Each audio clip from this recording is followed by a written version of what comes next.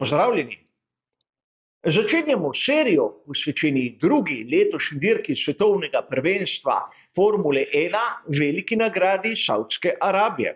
Kot običajno v uvodnem prispevku si bomo ogledali vse tiste značilnosti ter zanimivosti, še preden se bodo aktivnosti na sami progi pričele.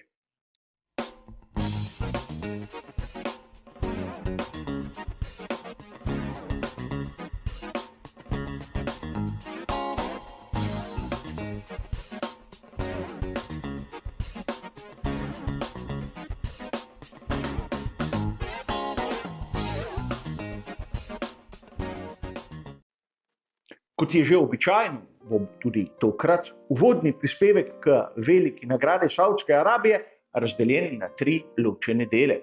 V prvem se bomo spomnili, kaj se je zgodilo tu v preteklosti, v drugem si bomo ogledali značilnosti proge ter spremembe, ki so nastale med lansko in letošnjo izvedbo. V tretjem, zadnjem delu bomo pa še nekaj minut posvetili vremenski napovedi. In tu na veliki nagradi Savdske Arabije spominjati se preteklosti je malce težko. Namreč letos bo tu 3. izvedba in ker sledilci kanala vedo, da ta uvodni prispevek v bistvu ima enak format vsako sezono, letos kaj drugega kot izvedbo dirke iz leta 2022 ne morem izbrati. A kljub vsemu bomo videli, da dogodki iz tiste dirke znajo biti aktualni tudi danes. Če se spomnimo na samih kvalifikacijah, smo videli kar nekaj rdečih zastav. In tu je treba poudariti, da Mick Schumacher je bil udeležen v prvem izmed 2 izjemno hudih trkov sezone 2022. Njegov bolid ekipe Haas je bil uničen. In seveda tudi Mika na dirki nismo videli. In tu se je začela tista njegova forma spuščati navzdol, kar je v bistvu pripeljalo čez nekaj velikih nagrad in precej trkov do odločitve, da mu pri ekipi Haas in tudi pri Ferrari Driver Academy ne podaljšajo pogodb. A če pogledamo malce razmerje moči na sami veliki nagradi Savdske Arabije, bomo ugotovili, da marsikdo, ki se spominja lanske sezone, ima rahlo zamegljeno predstavo, namreč tako na kvalifikacijah, kot tudi na sami dirki so bili najhitrejši pri Red Bullu. Vkolikor vprašate navdušenca Formule 1, kdo je bil najboljši v začetku sezone 2022, bo letak kot izstopa izstrelil Ferrari. Ampak tu v Jezi smo videli, da Red Bull praktično je bil za odtenek boljši. Res v prvem in drugem delu kvalifikacij je bil najboljši Carlos Sainz mlajši, a Perez v tretjem delu je postavil dobesedno stvari na svoje mesto. Max Verstappen je bil na kvalifikacijah šele 4. Ampak na sami dirki smo videli, kako je prevzel pobudo in na koncu zmagal pred Charlesom Leclercem. In tu je treba povedati, da razlike med ekipami so bile v bistvu manjše od onih, ki bi jih lahko pričakovali. In tudi na to bomo morali biti pozorni letos.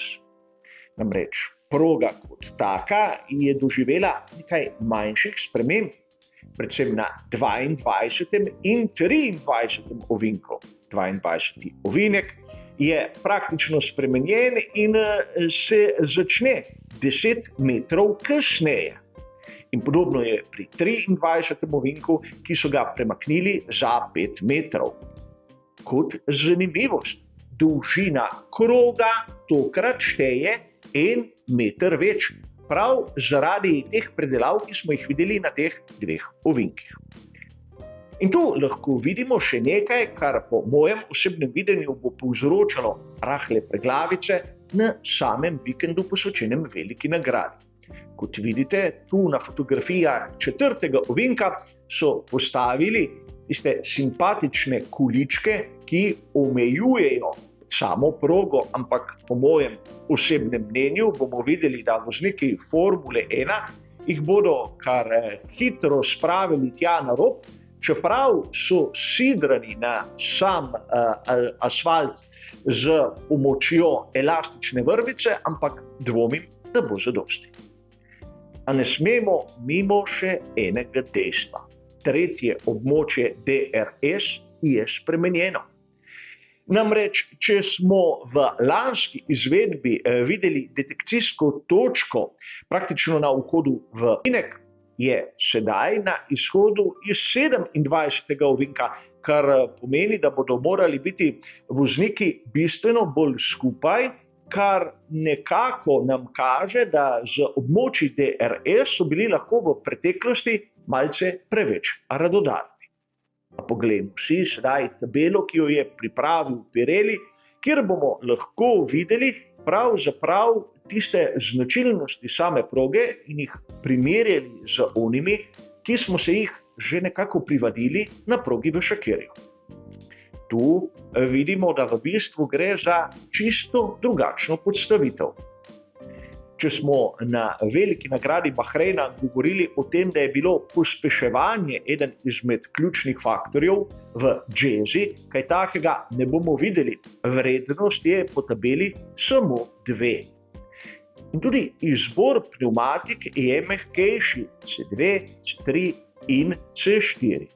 A zanimivost, ki je po mojem osebnem mnenju bistvena, tlak, ki ga predpisuje Pirelli, je v bistvu enak onemu, ki smo ga videli lani, za razliko od tistega, kar je veljalo na prvi veliki nagradi letošnje sezone, kar pomeni, vsaj po mojem osebnem videnju, da bo degradacija v bistvu nižja. A to bi znalo pomeniti, da razlike med posameznimi ekipami, ki smo jih videli na prejšnji dirki, se bodo v bistvu zmanjšale in mogoče je kakšno presenečenje, kot smo ga videli pri lanski izvedbi velike nagrade Saudske Arabije.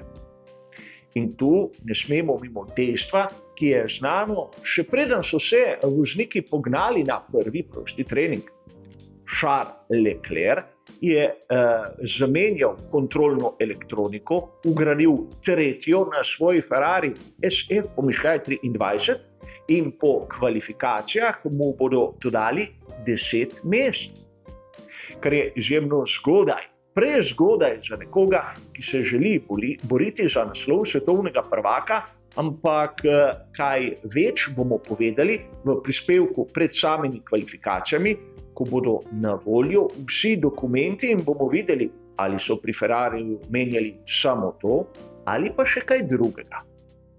In sedaj še nekaj minut posvečenih vremenski napovedi. In treba je tu seveda nekako pripomniti, da kakšnih padavin ne bomo pričakovali ne v petek, ne v soboto in ne v nedeljo. Podobno kot smo to seveda videli na prejšnji dirki.